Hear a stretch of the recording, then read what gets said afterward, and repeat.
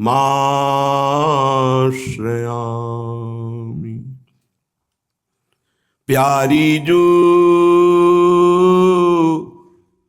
जब जब देखो तेरो मुख, तब तब नयो नयो लागत। प्यारी जू प्यारी जू प्यारी जू, जब जब देखो तेरो मुख, तब तब नयो नयो लागत। जब जब देखो तेरो मुख, तब तब नयो नयो लागत। ऐसो भ्रम होत मैं कबहू न देखोरी।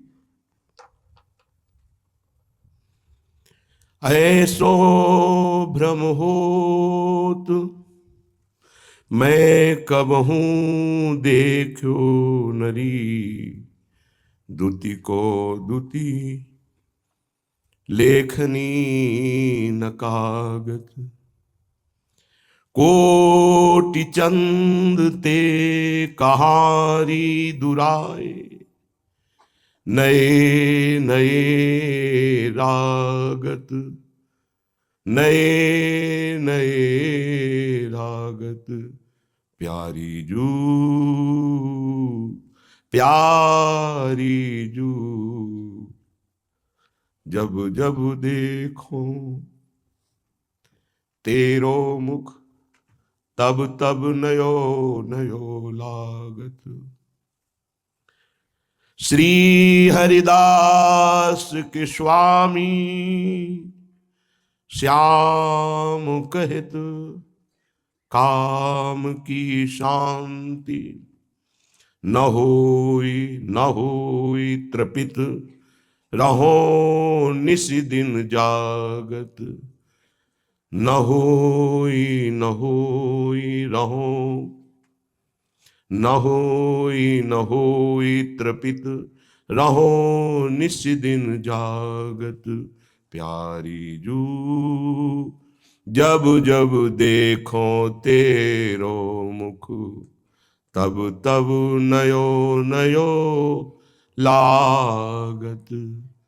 तब तब नयो नयो लागत। उपासना उपास्य देव में पूर्ण आत्मसमर्पण। समस्त उपासकों के जीवन में जब कोई दृढ़ निश्चय करता है कि मुझे भगवत प्राप्ति करनी, भगवत साक्षात्कार करना है, या तो कोई भारी भय उपस्थित हो जाता है माया के द्वारा, या कोई भारी प्रलोभन उपस्थित होता है। दोनों में प्रार्थना है उपासक पहचाने कि ये विघ्न है ना कि सत्य है। वो सत्य नहीं है, ना प्रलोभन और ना भय। पूज्य भाई जी महाराज ने जब निर्णय किया हृदय से कि अब सब कुछ त्याग करके एकांत में निरंतर प्रिया प्रीतम का भजन करेंगे, तो उसी बीच में एक बहुत अरब खरबपति धनी आए और भाई जी से पूर्व परिचय था उनका। भाई जी, आज भगवान ने मुझे प्रेरित किया है। क्या? बोले सर्वस्व आपको देने का। अब मेरे से संभाला नहीं जाता है, खूब अरबों खरबों का धन है, ये सब आप स्वीकार कीजिए, बस आप देखते रहिए। जो मैं नहीं देख पा रहा हूं, अब मेरी सामर्थ्य नहीं, आप इसे संभाल लीजिए। व्यापार, बड़ी बड़ी फैक्ट्रियां, बस आपको बैठे रहना है, आपका सर्वस्व है। भाई जी मुस्कुराए कि माया की चाल है। उनका नहीं भाई, मेरा निश्चय अटल है। मैंने निश्चय किया है कि अब सर्वस्व त्याग कर केवल प्रभु का भजन करेंगे। गया, तूफान आया था माया का, प्रलोभन खत्म। भयावह भी बड़ी परिस्थिति आती है, कभी शरीर की, कभी बाहर विषम परिस्थिति माया फंसा लेती है, बड़ा भय उपस्थित करती है। शरीर रोग से ग्रसित हो जाना, बाहर विपत्ति हो जाना, परिवार रिश्तेदारों का प्रतिकूल हो जाना, ये माया का षड्यंत्र है। उपासक निश्चय कर लेता है जबकि भगवत प्राप्ति करना है तो हमने मृत्यु का वर्ण कर लिया। बहुत ध्यान से समझना, तभी चल पाओगे।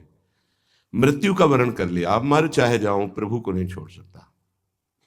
चाहे शरीर छूट जाए, सब संबंध छूट जाए, दूरादपाश्य स्वजनान, स्वजन छूट जाए, उपासक यहां कमजोर पड़ जाता है।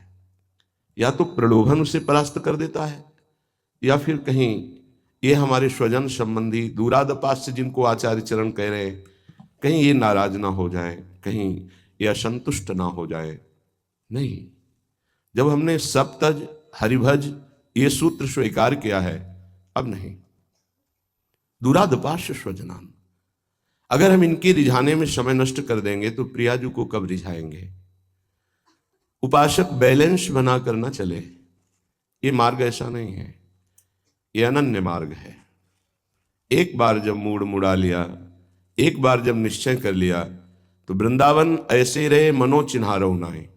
हाँ, आप हमारे हैं तो हमारी रहनी से रहिए, प्रिया प्रीतम को अपना मानिए, भजन कीजिए, भगवत प्राप्ति कर लीजिए, तो आप हमारे हैं, कोई भी हो। यदि नहीं तो कैसे आप हमारे। तो चाहे स्वजन इसमें हो, चाहे संबंधी हो इसमें, चाहे कोई भी हो, नाते नेह राम के मनियत सुहृद सुसेव्य जहां लो।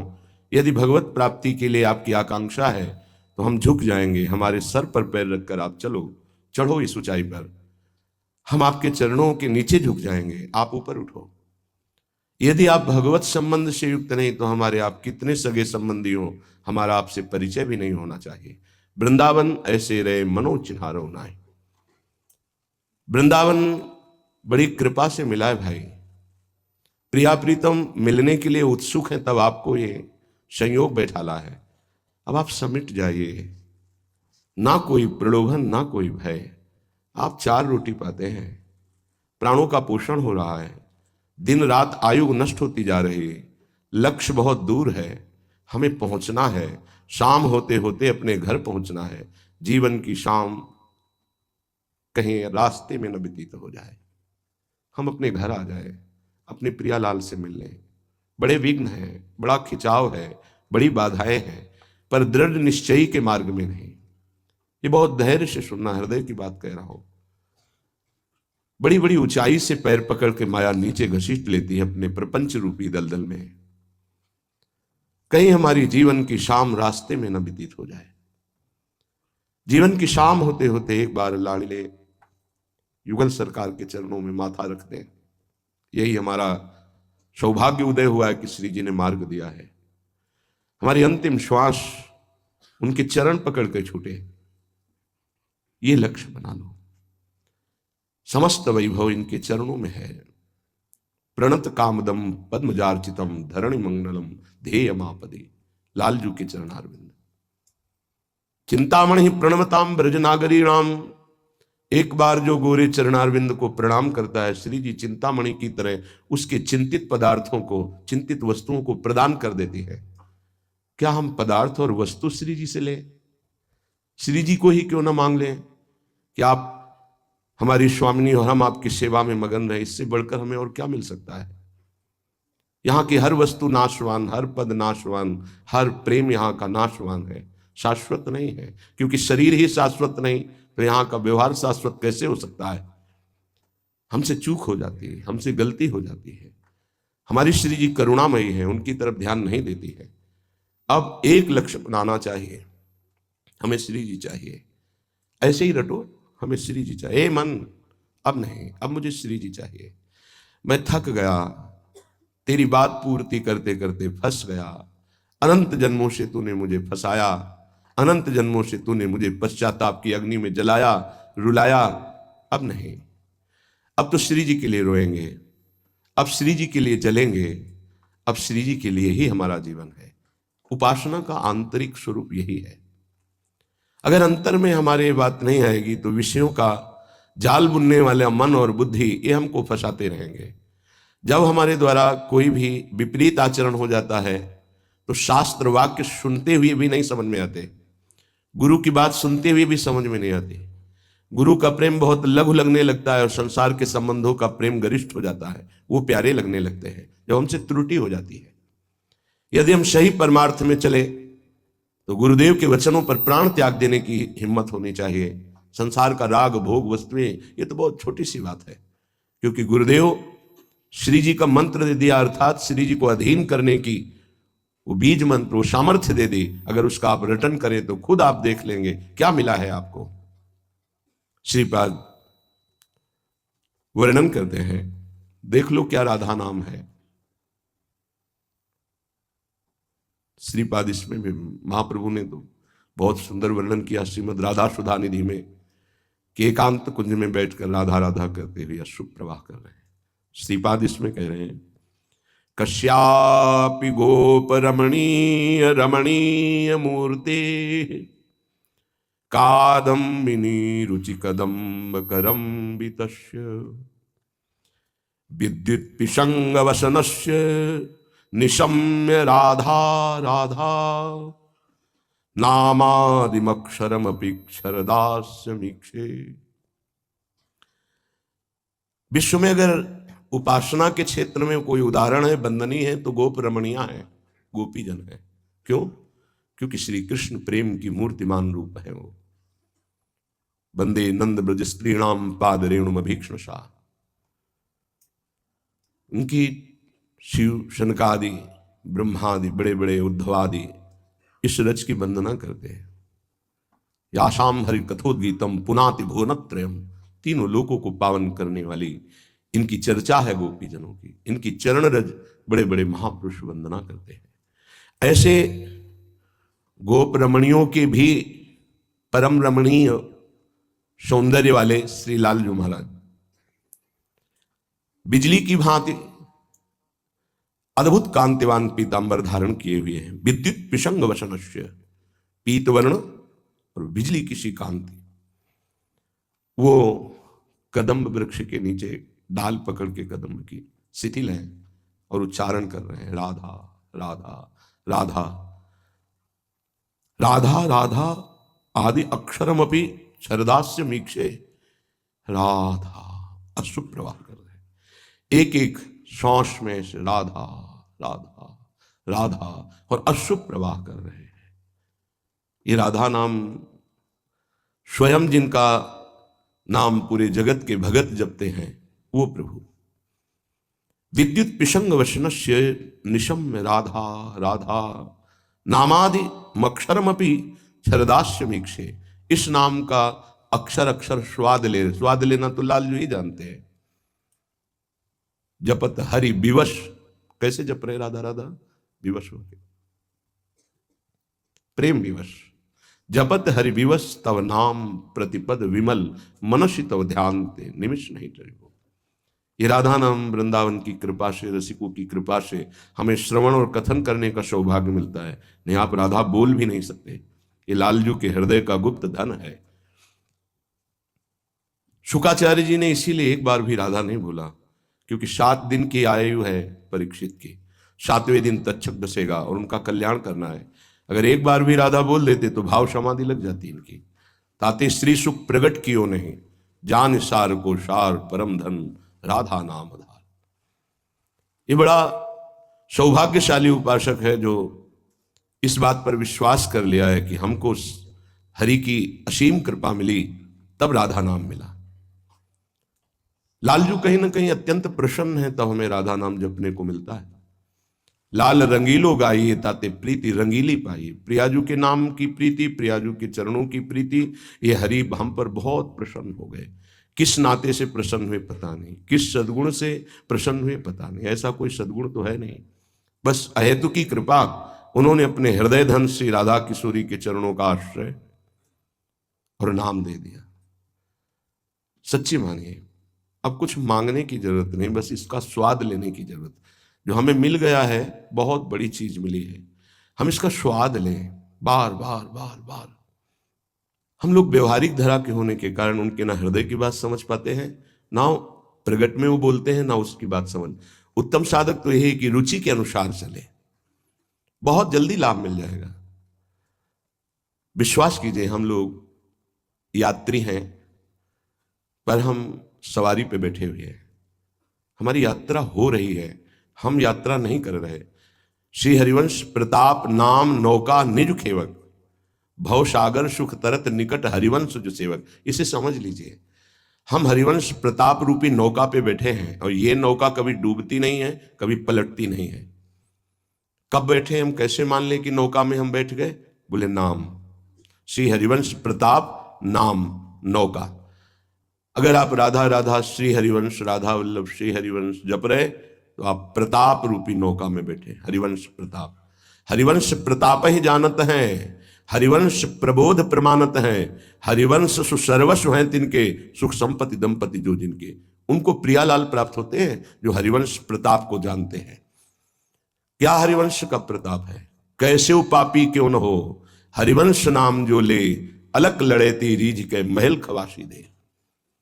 फिर हरिवंश नाम को सेवक जी ने विद्या कहा है। ये जो हरिवंश नाम है, ये अविद्या का नाश करने वाला, जो भव समुद्र में डुबो डुबो करके हमें जन्म जन्मांतर से नष्ट कर रही है अविद्या, उस अविद्या का नाश करने के लिए सर्वसमर्थ है। विद्या हरिवंश मंत्र चतुरक्षर, जपत सिद्धि भव उद्धरणम। पर हरिवंश चंद्रजू ने हमें पराविद्या दे दी। पराविद्या राधा नाम, सीधे प्रेम प्राप्ति। भव समुद्र तो कब सूख गया है, इसकी कोई चर्चा नहीं राधा नाम जापक के लिए। तो सीधे सीधे प्रेम प्रकाशित, राधा नाम सुधारसम, सीधे राधा नामैव कार्यम हेनुदिन मिलितम साधना भीष्कोटि त्याज्यो। स्वयं प्रभु श्री कृष्ण चंद्रजू कदम्ब की डाल पकड़े हुए शिथिल है प्रेम में, राधा राधा राधा ऐसा अश्रु प्रवाह कर। और ये मैं दर्शन कर रहा हूं, श्रीपाद कह रहे हैं ये मैं दर्शन कर रहा हूं, ये सुनी बात नहीं कह रहा है। ये जो कह रहे हैं, कह रहे मैं देख रहा हूं। लालजू महाराज जो गोप रमणियों के भी हृदय में अपने सौंदर्य माधुर्य का प्रभाव, गोप रमणिया ये प्रेम की ध्वजा है, ऐसे रमणीय हैं कि सब आसक्त चित्त है। वो राधा राधा राधा रट करके अश्रु प्रवाह कर रहे हैं।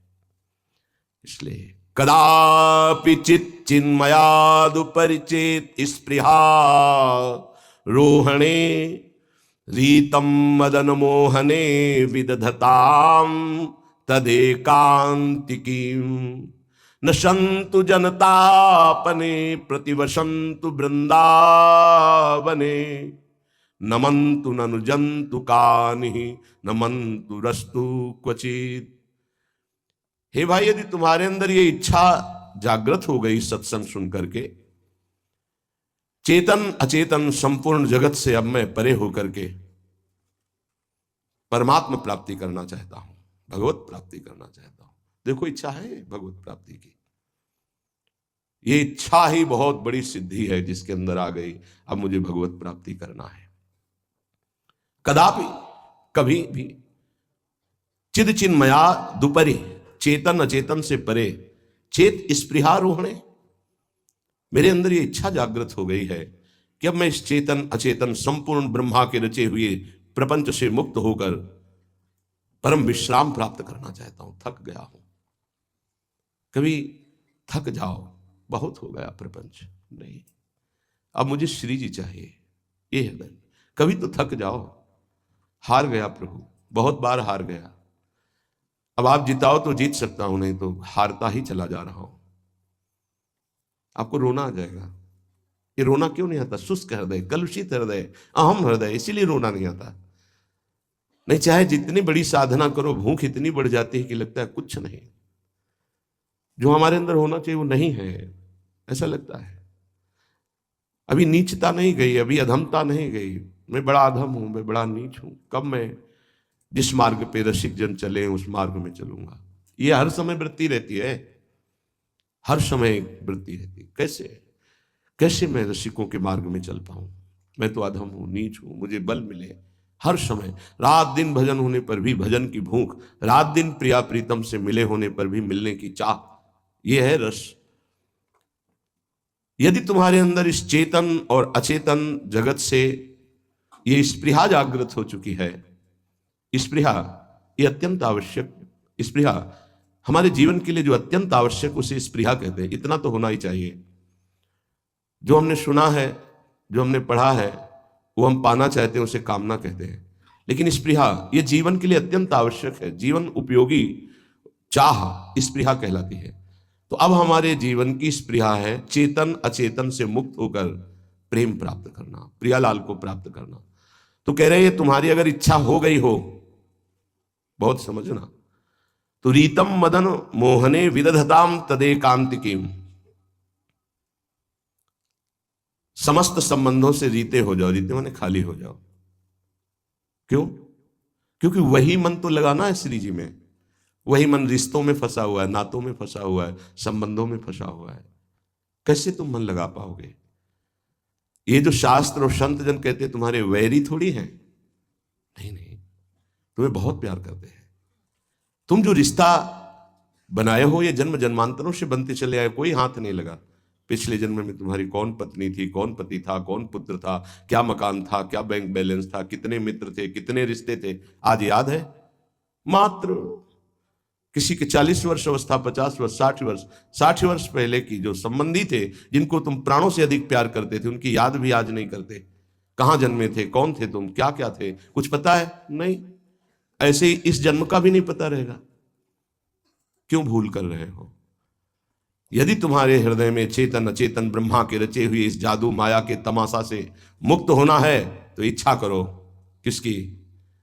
किसी संबंध को स्वीकार अंदर से नहीं करेंगे। अब हम अपनी अहमता और ममता को समेट कर एकमात्र प्रियालाल के चरणों में समर्पित करेंगे। यही देख करके बार बार आपको समझाया जाता है, ए भाई चूक मत करो। किसी से वैर थोड़ी है, द्वेष थोड़ी है। कोई संत यदि आपसे बात करता है तो आपके ऊपर कृपा नहीं, क्यों बात करेगा? क्या लेना है? आपको लगता है हमारे द्वारा कुछ चलता है, हम कुछ हैं? नहीं नहीं, भ्रम मत करिए, कोई भ्रम मत करिए। आपके लिए वो आपसे बात करते हैं, आपके कल्याण के लिए आपसे बात करते हैं, आपके कल्याण के लिए वो आपको डांटते हैं, आपके कल्याण के लिए आपको दुलार करते हैं। दोनों बातें समझ लीजिए। जो लाडली लाल में चित्त लगाए हुए हैं उनको कहीं किसी सुख की आकांक्षा नहीं। सच्चाई से समझ लीजिए, अगर वो सुख का कहीं खेल खेलते तुम्हें नजर आ रहे हैं, वो तुम्हारे लिए, तुम्हें दुलार कर रहे हैं, निकल चलो। तुम्हें डांट रहे हैं, निकल चलो। तुम्हें प्यार कर रहे हैं, निकल चलो। तुम्हारे मन को अपने प्यार में फांस करके श्री जी के चरणों में समर्पित कर देना, यही काम है। ये सब संतों का यही कार्य है। तुम्हारे संसार के प्यार में फैले हुए मन को समेटकर अपनी वाणी, अपने प्यार के बल से उसे प्रियालाल के चरणों में समर्पित कर देना। पर आपके अंदर ये चाह हो जाएगी, तभी आप उस प्यार को समेटने में सहयोग दे पाएंगे। मुझे अब इस ब्रह्मा के रचे हुए माया से मुक्त होना है, पर आप तो इन्हीं खिलौनों में राजी हैं, और जब इन खिलौनों से मन को हटाने की बात कही जाती है तो आपको बुरा लगता है। आपसे जैसे कहा जाता है कि अब आप ऐसे रहिए, मनो चिन्हारो नाय, तो आपको लगता है कि हमारे संबंधों में ये प्रहार कर रहे हैं। तुम्हारे संबंध जितने हैं इनका प्रहार पहले हो चुका है काल के द्वारा, तुम इनको नहीं रोक पाओगे। काल पहले ही काट चुका है सारे संबंध। बस तुम संबंध का राग लेकर के यहां से जाओगे, दुर्गति हो जाएगी। और संबंध को प्रियालाल के चरणों में समर्पित करके जाओगे तो सदगति हो जाएगी, अनुराग हो जाएगा। जो आसक्ति संसार के संबंधों में, वही आसक्ति जब संत महापुरुषों से हो जाती तो मोक्ष का खुला हुआ द्वार, ये भगवान कपिल देव जी कहते हैं। आप अपना अधिकार अपने में मत रखिए, गुरुजनों को दे दीजिए। अब हमारे जीवन की बागडोर आपके हाथ में है, आप जिस दिशा में चाहें ले चलें। हमारा केवल आपकी आज्ञा पालन करना कर्तव्य। तो कह रहे कदापि चिन्ह चिन्मयादुपरि चेत स्पृहारोहणे, यदि तुम्हें इस चेतन अचेतन जगत से मुक्त होने की इच्छा जागृत हो गई है तो पहला, स्नेह का संबंध किसी से मत रखिए।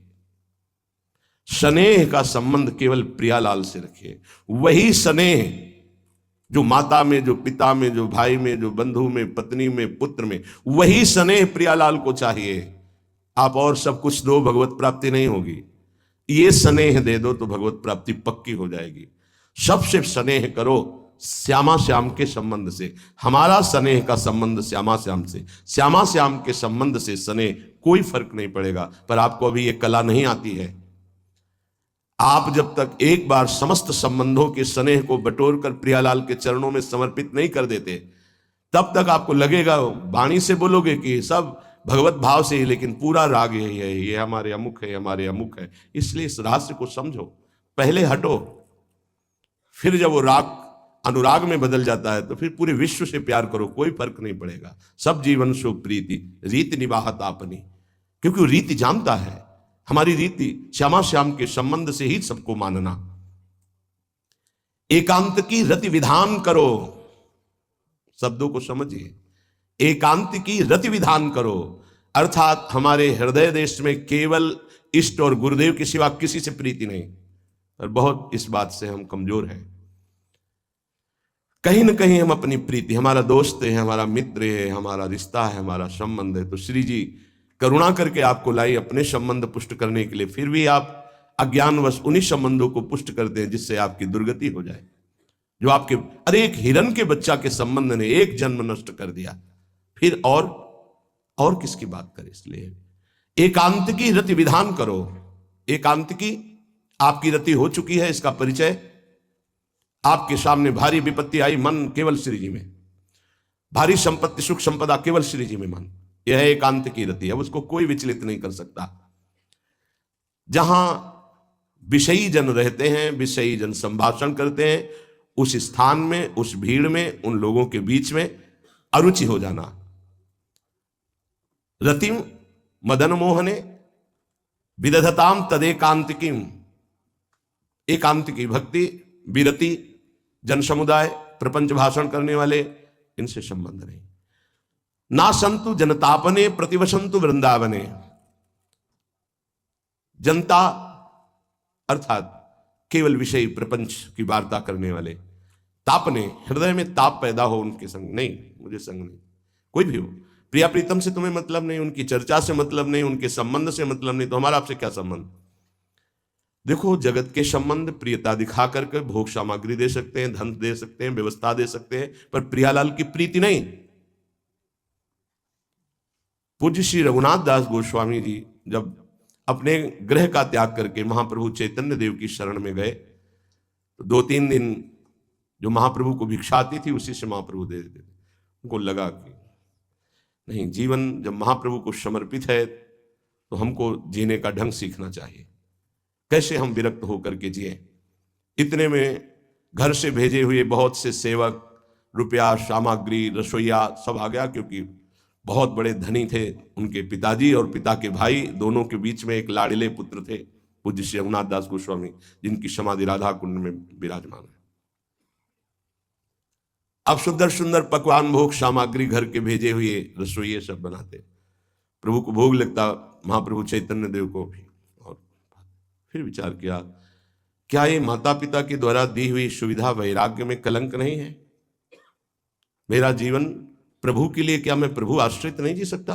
जब विरक्त हो गया तो माता पिता के द्वारा दी हुई भोग सामग्री से जीना निषेध है। प्रवृत्ति और निवृत्ति 2 मार्ग हैं। प्रवृत्ति मार्ग में स्वयं अधिकार हो जाता है पुत्र और पुत्री का माता पिता की संपत्ति पर, निवृत्ति मार्ग में नहीं, स्वीकृत नहीं है। निवृत्ति मार्ग में स्वीकृत नहीं। जिसने इस स्वीकृति को स्वीकार किया वो कच्चा ही बना रहता है पूरे जीवन, पक्का वो कच्चा बना रहता है। ये दृढ़ बात समझ लीजिए। आज तक इतिहास है विरक्तों का, निवृत्ति मार्ग पर अगर वैराग्य ले लिया तो माता पिता के द्वारा उसका भरण पोषण कभी नहीं हुआ। आप पढ़ करके देख लीजिए, चाहे कोई भी हो, किसी भी मार्ग का हो। जब रत्नावती जी ने, उनके लिए चिट्ठी आई, पुत्र ने भेजा कि पिता ने सभा में मुंडी का पुत्र कह के कहा, मतलब सन्यासिनी का पुत्र कह के, माता हमारी इस नाम की रक्षा करना। ये हुई चिट्ठी पढ़ी तो महल छोड़ दिया उसी समय, और नाई को बुलवाया, अपने जो राजरानी के बाल थे उतरवा दिया, और संत सभा में बैठ गए। आज से कहा राज अन्न का त्याग। अब ग्राम नगर के द्वारा दी हुई भिक्षा के द्वारा भरण पोषण होगा, इस राजा के द्वारा दिए हुए नहीं। और पति थे माधव सिंह। जब ये बात सुनी तो उनको भयंकर क्रोध हुआ, मेरे सामने मेरी पत्नी, मेरा इस तरह का अपमान, मारने का प्रयास किया, निष्फल रहे। अंततो गत्वा, चरणों में हाथ रख के माथा रखा है, पढ़ के चरित्र देख लेना। नहीं इनके महल में रहूंगी, नहीं इनका भोजन पाऊंगी। विरक्त होकर के माता पिता के द्वारा भरण पोषण होना, एक बार एक भिक्षा के लिए तो अनुमति है।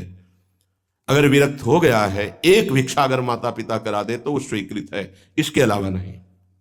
आप चरित्रों को पढ़ के दे, सिद्धांत से नहीं चलोगे तो 4 दिन बाद फिर उसी में आ जाओगे। जब हम विरक्त हो गए, पूरे विश्व का भरण पोषण प्रभु करते, तो मेरा नहीं करेंगे क्या? आज अगर कोई जुड़ा है तो वैराग्य और भगवत प्राप्ति के लिए जुड़ा है। हमारा संबंध संसारिक नहीं, भागवतिक। जिस मार्ग में हम हैं उस मार्ग में। रघुनाथ दास गोस्वामी को 2-4 दिन हुए, फिर अंदर आग लग गई, नहीं पिता के द्वारा दिए हुए वैभव को नहीं भोगना, वापस। अब कैसे जिए? जहां सिंहपौर पर जगन्नाथ जी के सब भिक्षुक खड़े होते थे, उन्हीं के बीच में खड़े हो गए। अब जो बांटते हैं तो उनका स्वभाव है लेने वालों का दौड़ दौड़ कर आगे लेना। कभी कभी मिलता, उनको शांत खड़े रहते तो पा लेते, नहीं मिलता प्रसाद तो भूखे रह जाते। फिर विचार किया, इसमें खड़े होकर के भी एक वृत्ति बनी रहती कि आने वाला देगा, ये भी ठीक नहीं। एक जगह अन्न क्षेत्र में अन्न बंटता था, वहां से जाके लाने लगे। फिर विचार किया, विवेक धैर्य नहीं लेने देता। यार हम यहाँ कोई सेवा तो करते नहीं, क्योंकि भरपेट अन्न पाने का जिस क्षेत्र में अधिकार है तो वहां सेवा करना जरूरी। चाहे पोछा लगा दो, चाहे पत्तल फेंक दो, कोई सेवा वहां करनी चाहिए, तभी आपका वैराग्य सुरक्षित रहेगा, नहीं तो फिर ठीक नहीं है। वहां अन्य क्षेत्र में भी छोड़ दिया भोजन लेना। आप कैसे जिए? तो रात्रि में जो महाप्रसाद गाय को डाल दिया जाता था, गाय भी छक के जब नहीं पाती थी तो वो रात्रि के 10-11 बजे निकलते और वो महाप्रसाद जो पड़ा रहता उसको उठा के लाते, जल से धोते, सड़े सड़े निकाल के चावल, फिर उसे पाते। महाप्रभु ने पूछा, गोविंद, गोविंद दास सेवा में रहते, गोविंद ये रघु अब क्या पाता है? बोले प्रभु बहुत वैराग्य से रह रहे। बताया तो उनका, अच्छा ऐसा अमृत अकेले अकेले पाता है, हमको कभी निमंत्रण नहीं दिया, अब हम चुपके से छीन के पाएंगे। महाप्रभु चले रात्रि के जब वो कटोरे पे इतने से चावल सही निकाल कर पानने में लगे थे, पीछे से महाप्रभु गए से लिया। अरे प्रभु आपने, उनका इतना स्वादिष्ट अमृत पाता है और मेरे को कभी निमंत्रण नहीं दिया, निहाल कर दिया। उनके लिए आया, सोवत हु रसना रटे राधा कृष्ण सुनाम। वो जब सोते थे तो उनकी जबान से राधा कृष्ण राधा कृष्ण राधा कृष्ण। ये इस मार्ग के पथिक। निवृत्ति मार्ग और प्रवृत्ति मार्ग में अंतर है, आप लोग इस बात को समझें। निवृत्ति मार्ग श्री जी के भरोसे का है, आप विश्वास कीजिए। जब इष्ट के भरोसे में, तो जिनकी पलक झपकते अनंत ब्रह्मांड रचना हो जाती है, उनके लिए कोई ये बड़ी बात हो गई क्या? ये कोई बड़ी बात है उनके लिए? हम उनका भरोसा त्याग करके निवृत्ति मार्ग के होकर के और परिवार के द्वारा भरण पोषण हमारा हो, भाई ये तो नहीं समझ में आता। भरोसो दृढ़ इन चरणन के रो। निवृत्ति मार्ग तो निवृत्ति मार्ग, प्रवृत्ति मार्ग तो प्रवृत्ति मार्ग। प्रवृत्ति निवृत्ति, निवृत्ति में प्रवृत्ति, बहुत समझकर संभल कर चलना पड़ेगा। जो मार्ग भगवान ने बनाया उसके अनुसार। तो कह रहे न संतु जनता, तुम्हारा व्यवहार जनता से नहीं होना चाहिए। व्यवहार शून्य व्यवहार है, ध्यान रखना। दसियों हजार लोगों के दर्शन होते हैं, एक का भी परिचय नहीं है। हजारों लोगों से संभाषण है, एक भी हमारा मित्र नहीं है कि ये हमारा है, तुम लोग इसके साक्षी हो। ये हमारा बंदा है, एक भी नहीं है। सब श्री जी के हो, श्री जी से संबंध है। मैं सिर्फ एक नौकर हूं, श्री जी की बात आपको बता देता हूं, आपकी बात श्री जी को बता देता हूं। हमारे श्री जी, इसके सिवा कोई नहीं। एकांत की रति, जनता से संबंध रहित, श्री जी के संबंध से सब जीवन सो प्रीति। श्री वृंदावन में वह चिदानंद रस को प्राप्त होता है। यह है रहनी। वृंदावन इह विधि बसे, तज के सब अभिमान, तृणते नीचो आपको जाने सोई जान। ये समझ जाओ किस बात का आश्रय लिए हो।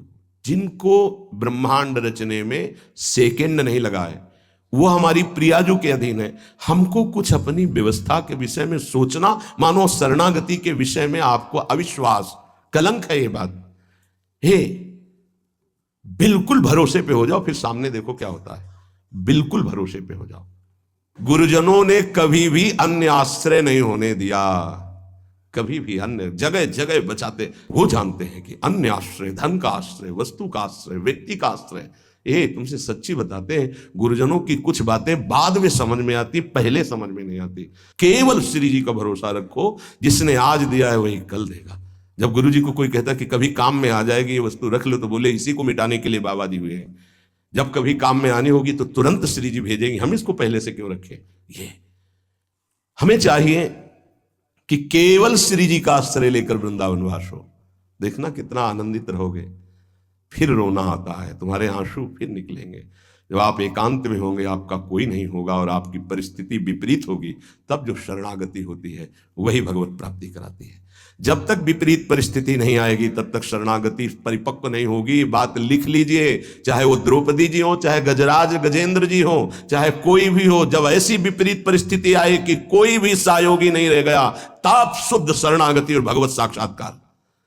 उस दिन के लिए तैयार रहो और मांगो कि हमारी आसक्ति का नाश करने के लिए परिस्थिति ऐसी दे दो प्रभु कि सिर्फ आप पर दृष्टि हो, सिर्फ आप पर, ना कोई हमारा नाम किसी के, सिर्फ आप। मेरे तो गिरधर गोपाल, दूसरों न कोई।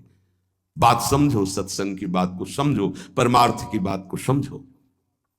तो जब कोई हमारे जीवन में प्रश्न आता तो जो नील चादर ओढ़े हुए विराजमान है उनकी चादर की तरफ देखते, आकाश की तरफ, बाहर निकलकर आकाश की तरफ देखते। तत्काल उत्तर मिला है हमको, तत्काल भाग, यहां से भाग। झोला टांगा, रात्रि में भागे, जब भागे तब रात्रि में भागे। भागो भागो भागो, भागते भागते अब पायो परम विश्राम। अब वृंदावन, श्री वृंदावन विश्राम, सब सोहित निष्काम मत, श्री वृंदावन विश्राम। हे भागते रहो, संबंधों से भागते रहो, आश्रयों से भागते रहो। एक आश्रय केवल हरि गुरु का, बस एक विश्राम स्थल। जैसे आप रखो, जैसे आप रखो, हम उसी में राजी हैं। समस्त प्राणियों को वृंदावन के नमस्कार बुद्धि से देखो। देखो यहां की रहनी, वृंदावनी विधि वसे तज के सब अभिमान, तृणते नीचो आपको जाने सोई जान। तृण से नीच अपने को जो जानता है सबको नमस्कार करेगा। और सच्चाई में देखो तो ऐसा ही है, कुछ नहीं है। कोरा अहंकार केवल है। क्या है हमारे अंदर? कुछ नहीं। अगर गुरु कृपा न हो, प्रियालाल की कृपा न हो तो कुछ नहीं। हाथ उठा के कहते हैं कोई बल नहीं है। बल है तो वो है, नहीं तो वो नहीं, तो कुछ बल नहीं।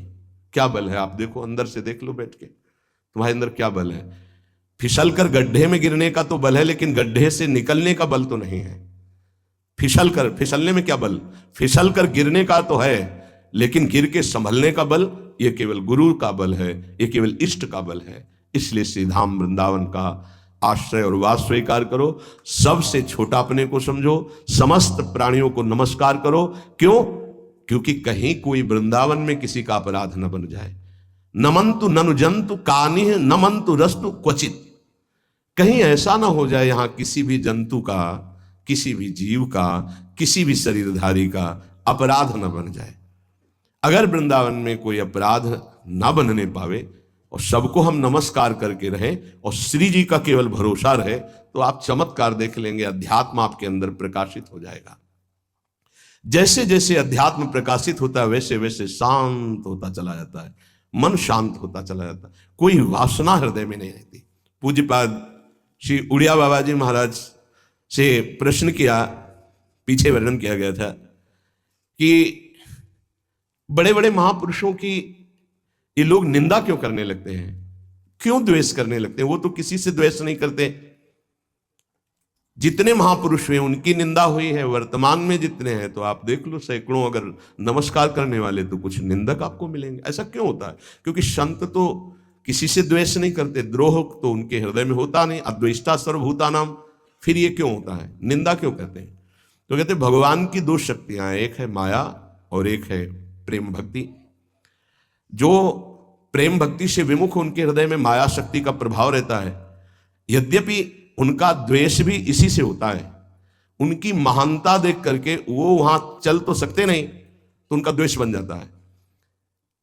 महानता देख करके उसमें चल नहीं पाएंगे। जैसे कहावत में आता है कि एक ने अंगूर को बहुत कोशिश की पाने की, जब नहीं मिले तो कहा खट्टे हैं।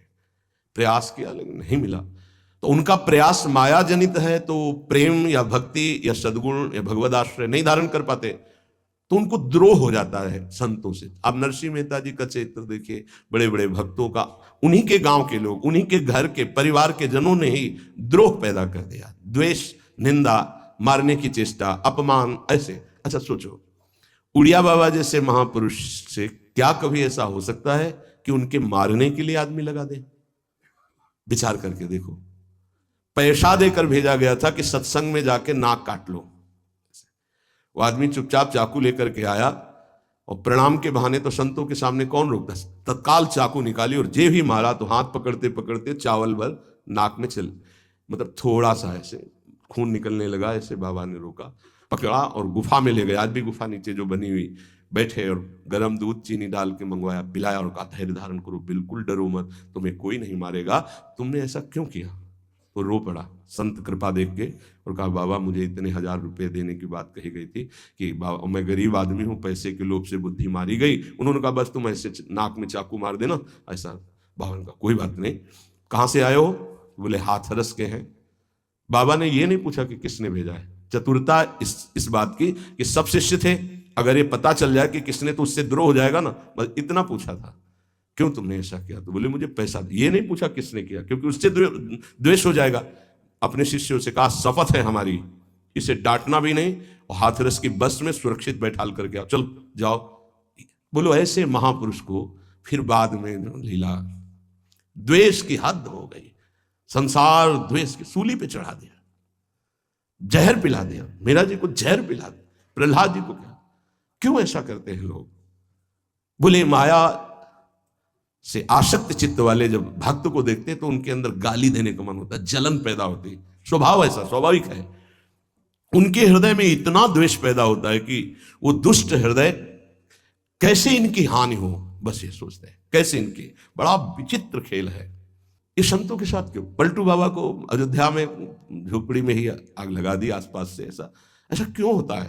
तो बोलिए माया शक्ति, कि जिसके हृदय में माया का प्रभाव, मलिन हृदय होता है, वो संतों से स्वाभाविक द्वेष करते हैं, जो कि द्वेष के पात्र नहीं है। वो किसी से वो द्वेष नहीं करते। एक संत आप चरित्र उठा करके देखो, संतों से द्वेष करने वाले प्रत्येक महापुरुष के जीवन में देखा गया कि द्वेष करने वाले, और कोई कोई तो उन्हीं के पार्षदों के रूप में द्वेष करने लगे, उन्हीं के पार्षद बनकर उनकी खिलाफत करने लगे और उन्हीं के पार्षदों के द्वारा उनको सूली पर चढ़ाया गया। बड़ा विचित्र माया का खेल है। इसी से वो भक्तों की निंदा करते हैं और भक्तों से द्रोह करके अपना सर्वनाश कर लेते हैं। तो क्या इससे बचा जा सकता है? यदि भगवान का नाम जब करने लगे, भगवान का आश्रय ले ले, तो दृष्टि बदल जाएगी। आप देख लेना, दृष्टि बदल जाएगी। नाम जापक सहृदय होता है, वो घोर पापी पर भी प्यार करता है। लोग समझते नहीं उनके हृदय को। घोर पापी को भी वो प्यार करके भगवान से मिलाना चाहते हैं।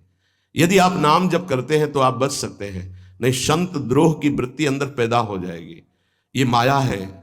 ये जहां किसी महापुरुष का यश सुन तो वही निंदा शुरू कर देता है, क्योंकि माया उसका पतन कराती है और भक्ति उत्थान कराती है। महाराज जैसे गोपी जन अपने श्री कृष्ण प्रेम में डूबी थी, ऐसे कैसे डूबा जा सकता है? क्या किया जाए जिससे हम गोपी जनों की तरह प्रेम करने लगे अपने आराध्य देव से?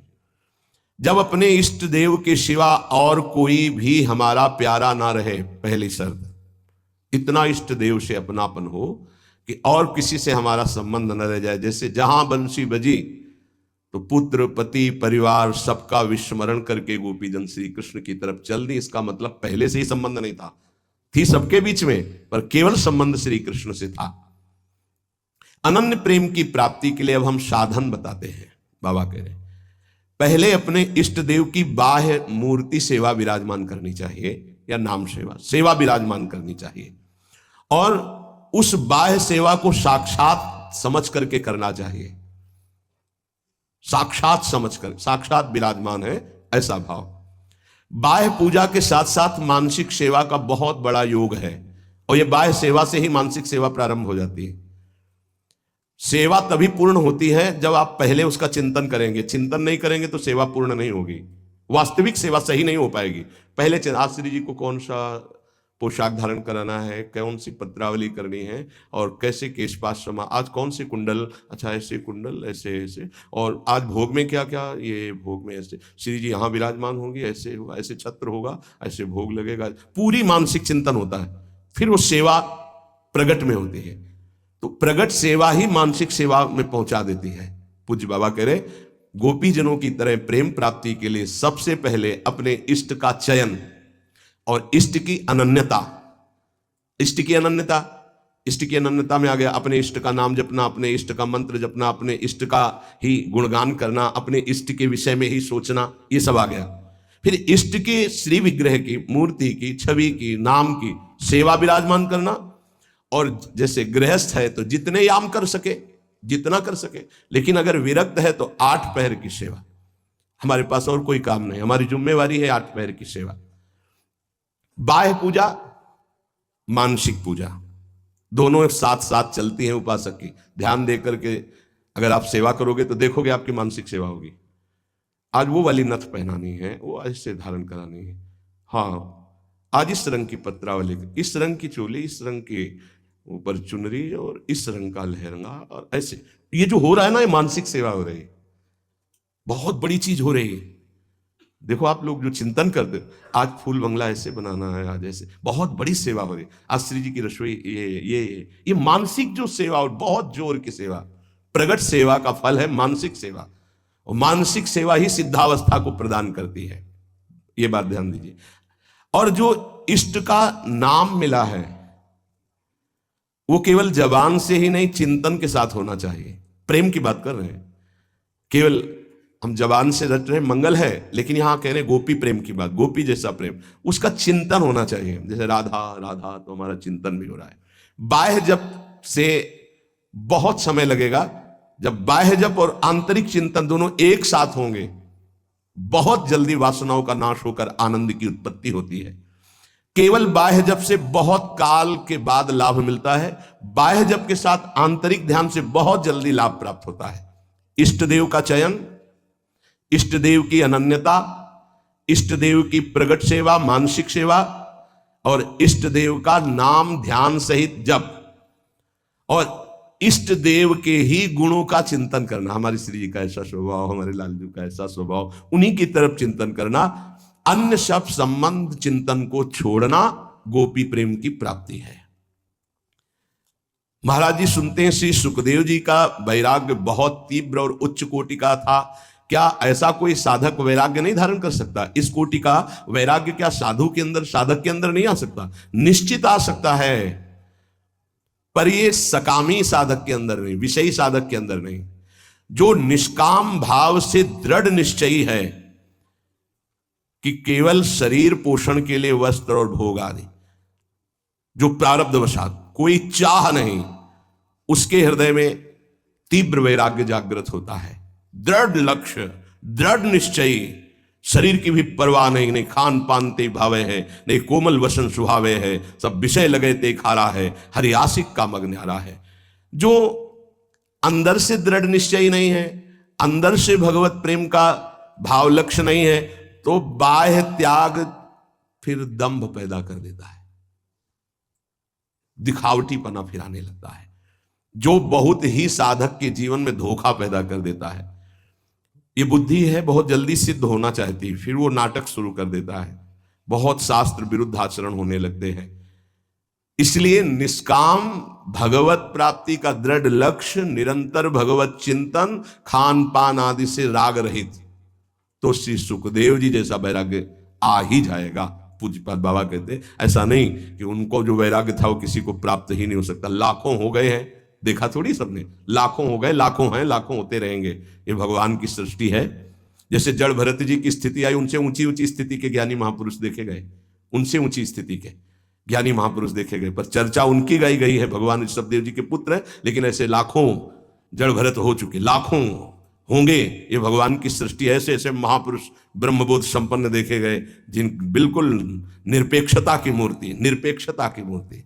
हाँ, जिस दिन से सन्यास हुआ कभी वस्त्र ही नहीं धारण किया, दिगंबर, गंगा जी का किनारा वही, और ऐसा सरल स्वभाव कि मतलब देखने से ऐसा लगता था देखता ही रहे कोई। ऐसे सब जटा सब बाल से दिगंबर बैठे हुए हैं, वो भोला बालक जैसा चेहरा, वो तपस्या के धनी, बड़े बड़े धर्म सम्राट करपात्री जी आदि साष्टांग दंडवत करते। असनी गंगा किनारे स्वामी श्री अनंग बोधाश्रम स्वामी, सेनपुर स्वामी श्री मग्नानंद सरस्वती जी, नजफगढ़ श्री स्वामी ओंकारानंद, ये गंगा का किनारा ना, एक से एक महापुरुष, सिद्ध महापुरुष। पूज्य बाबा, ये भगवान की प्राप्ति भगवान की इच्छा पर निर्भर है या पुरुषार्थ पर निर्भर है? भगवत प्राप्ति भगवत इच्छा पर निर्भर है कि वो जिसको चाहेंगे मिल जाएंगे, या अपना भी कोई पुरुषार्थ है? भगवान की आज्ञा का पालन करते हुए जो पुरुषार्थ करता है उसी को भगवत प्राप्ति होती है। ये कायरता नहीं कि बैठे भगवान की इच्छा होगी तो भगवान मिल जाएंगे, ऐसे कभी नहीं होगा। देखो जो वर्णन कर रहे हैं महापुरुष है, भगवान की आज्ञा का पालन करते हुए भगवत प्राप्ति के लिए बहुत प्रयासशील, जितनी हम में सामर्थ्य है, निश्चित उसको ही भगवत प्राप्ति होती है। जिसका जितना तीव्र पुरुषार्थ होगा उसका उतना ही भगवत कृपा उसके ऊपर उतरेगी। पुरुषार्थ अत्यंत आवश्यक, रात दिन जो लगे हुए। सिद्धि असिद्धि में सम रहना है भगवान की इच्छा की बात है, ये छोड़ दो भगवान पर। फल की सिद्धि असिद्धि में हमारा प्रयास पूरा रहेगा, उसी को भगवत प्राप्ति होगी। सिद्धि असिद्धि में सम रहो, लाभ मिला कि नहीं मिला, फायदा हुआ कि नहीं, इस पर सम रहो, इस पर ध्यान मत दो। तुम पुरुषार्थ करते रहो, प्रयास करते रहो, निश्चित तुम्हें भगवत प्राप्ति हो जाएगी, पक्का। देखो ये पूरे जीवन की यात्रा की बात है, 4 दिन में सुधरने वाले नहीं हैं। विश्वास हमारी बात पर करना, ये कोई छोटे मोटे शत्रु नहीं है, नहीं तो तुम्हारी साधना फिर ढीली हो जाएगी कि 2 साल हो गए, अभी तो हम काम विजयी नहीं हुए, क्रोध विजयी नहीं हुए, अभी हम लोभ विजयी नहीं हुए, मोह विजयी। छोड़ो ये सब बातें, तुम भजन का पुरुषार्थ करो, जैसी स्थिति है वैसे शांत रहो, शांति से ये नष्ट हो जाएंगे। निरंतर भगवान के स्मरण में लगे रहो। भक्तों की ये मान्यता फल पर होती है कि भगवान जैसा चाहे, लेकिन पुरुषार्थ पर नहीं।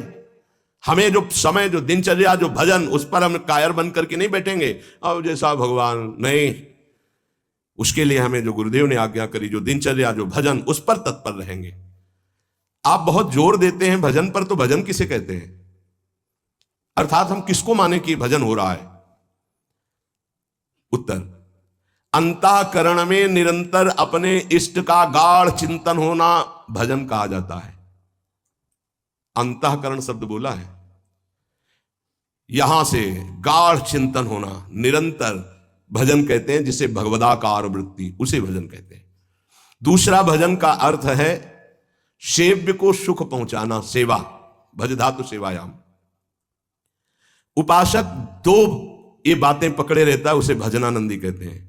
अंतःकरण से अपने इष्ट का गाढ़ चिंतन, वो रूप का हो, नाम का हो, मंत्र का हो, और शरीर से प्रकट सेवा में प्रतिपल लगे रहना, ये 2 वृत्ति जिसके अंदर है वो भजनानंदी है।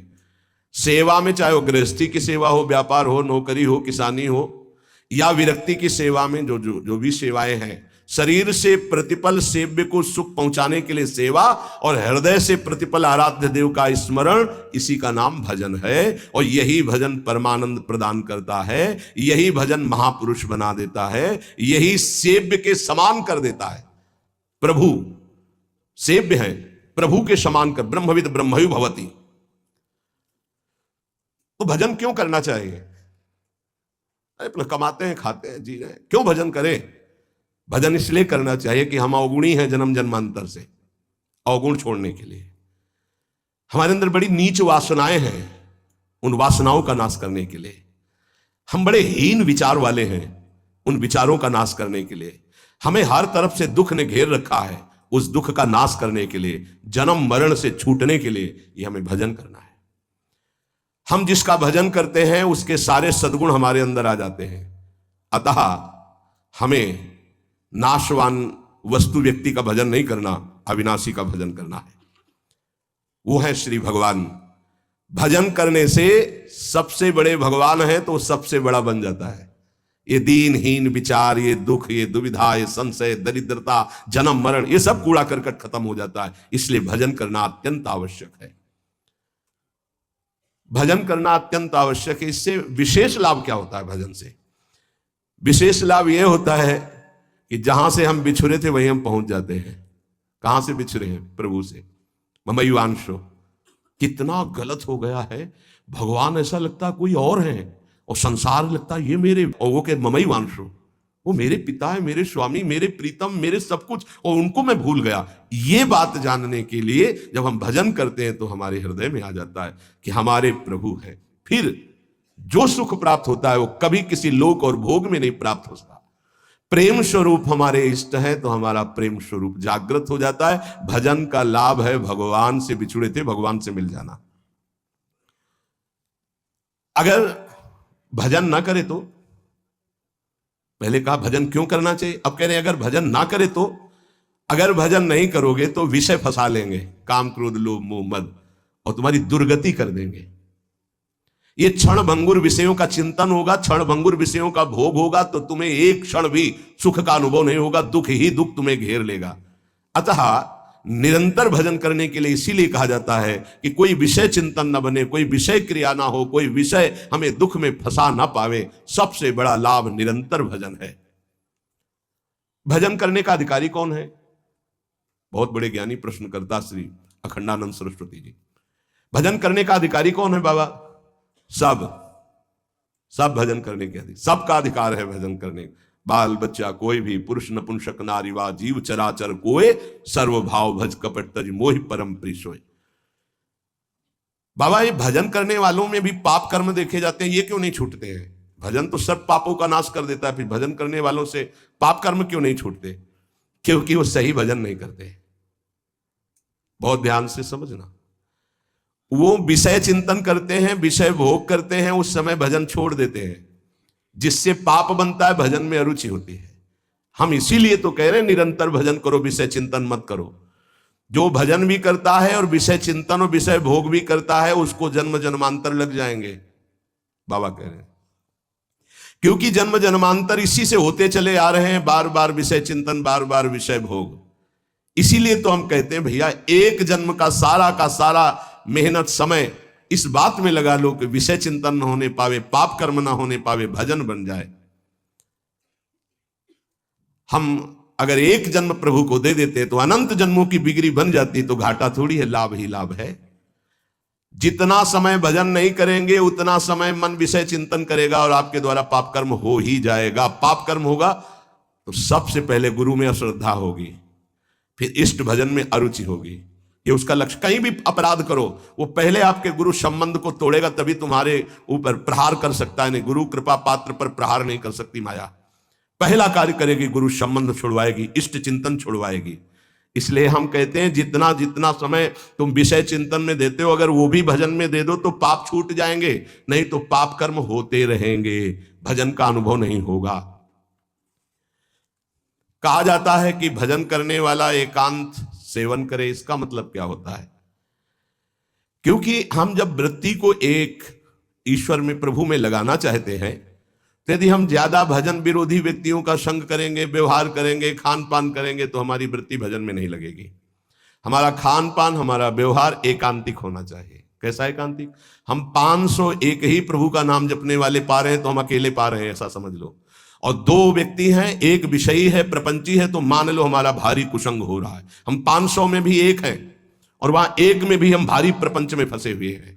ये एकांतिक भाषा को समझ लीजिए। हम इतने लोग बैठे हैं इस समय, सब एकांत हैं। बोलो किसके मन में क्या चल रहा है? एक प्रभु की चर्चा सुन रहे, तो हम सबका मन एक ही है। एकांत का मतलब होता है अपने इष्ट के अनुरागियों का ही संग करना, अपने इष्ट में ही प्रीति हो ऐसा खान पान व्यवहार करना। इष्ट विरोधी वृत्ति, इष्ट विरोधी व्यक्ति, इष्ट विरोधी व्यवहार, इसका त्यागी सदैव एकांतिक ही माना जाता है। एकांत में कमरे में पड़ा है, इष्ट विरोधी चिंतन कर रहा है, प्रपंची।